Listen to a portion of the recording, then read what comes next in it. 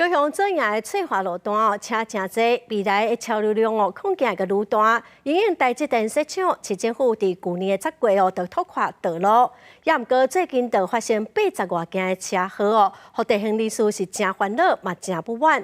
干部局是表示讲工程明年6月就完工，这段时间会来协调交通警察佮移交来协助来指挥交通。 画面上翠华路的机车道边仔有放塑胶笋，停车格有汽车，有机车为着要超车，甲隔壁车挖足近呢。雄一台机车无注意着弄着头前的车。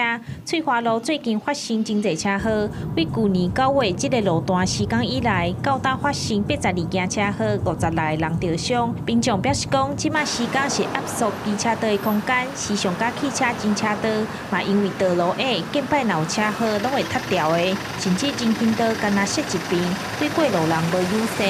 徛到迄个较我这个围里旁边的怕去骑到对不对？啊，你拢会可能会刷入去迄个快车道，啊，快车道车很多。翠华路个施工，伊双边围开的时阵，伊爱顾虑到行人。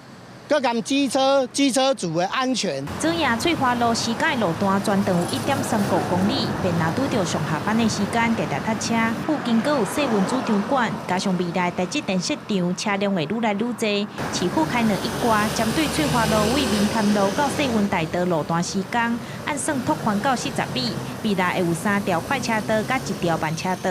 机车预计在今年8月底前会拆除工程为底。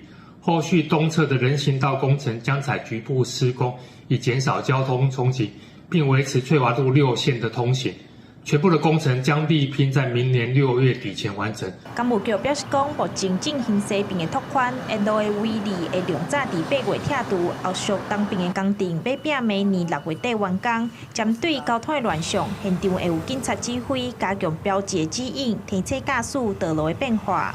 记者钟义辉、邱兆勇高雄报道。